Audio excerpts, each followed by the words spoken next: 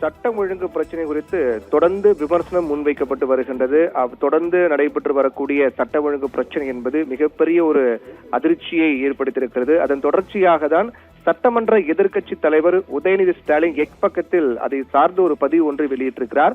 அந்த பதிவில் கடலூரில் 25 வயது மதிக்கத்தக்க பெண் ஒருவர் கொடூரமாக கொலை செய்யப்பட்டுள்ளது மிகுந்த அதிர்ச்சியை ஏற்படுத்துகிறது என்று குறிப்பிட்டிருக்கிறார். அதன் தொடர்ச்சியாக இப்படி தொடர்ச்சியாக நடக்கின்ற குற்ற சம்பவங்களை பார்க்கும்போது தமிழ்நாட்டில் சட்டம் ஒழுங்கு ஒன்று இருக்கிறதா இல்லையா என்று மக்களுக்கு சந்தேகம் வருகிறது என்றும், இந்த சோபா மாடல் அரசு அமைஞ்சது முதல் கொலை, கொள்ளை, பாலியல் வன்கொடுமை என்று குற்றங்கள் நடக்காத நாளே இல்லை என்று உதயநிதி ஸ்டாலின் குறிப்பிட்டிருக்கிறார். தொடர்ந்து தேர்தல் பிரச்சாரத்தில் பக்கம் பக்கமாக பேப்பர் வச்சு சட்டம் ஒழுங்கு பத்தி வாய்க்கிழிய பஞ்ச் டைலாக் பேசினவர் முதலமைச்சர் ஆனதும் டீப் ஸ்லீப் மோடுக்கு போயிட்டாரு என்று குறிப்பிட்டிருக்கிறார்.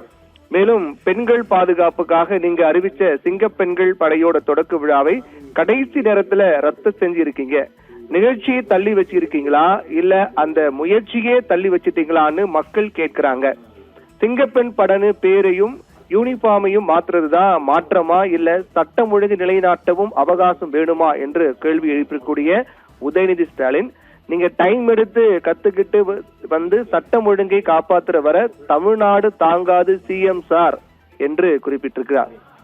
தொடர்ந்து எதிர்க்கட்சி தலைவர் உதயநிதி மற்றும் ஏற்கனவே நேற்றைய தினம் அதிமுகவினுடைய பொதுச் செயலாளர் எடப்பாடி பழனிசாமி தன்னுடைய எக்ஸ் பக்கத்தில் சட்டம் ஒழுங்கு பிரச்சனை குறித்து பதிவு ஒன்று வெளியிட்டிருந்தார். அதில் இந்த சென்னை கோடம்பாக்கத்தில் காவலர் உள்ளிட்ட 3 சிறுவனுக்கு வாயில் மது ஊற்றி கொடும் பாலியல் தொல்லைக்கு ஆளாக்கியதாக வரக்கூடிய செய்தி மிகுந்த அதிர்ச்சி அளிக்கிறது என்று குறிப்பிட்டிருந்தார்.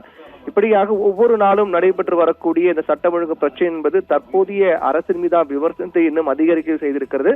அதன் தொடர்ச்சியாக தான் நீங்க டைம் எடுத்து கத்துக்கிட்டு வந்து சட்டம் ஒழுங்கை காப்பாற்றுற வர தமிழ்நாடு தாங்காது சிஎம் சார் என்று குறிப்பிட்டு சட்டமன்ற எதிர்க்கட்சி தலைவர் உதயநிதி ஸ்டாலின் எக்ஸ் பக்கத்தில் பதிவிட்டிருக்கிறார். தீபிகா.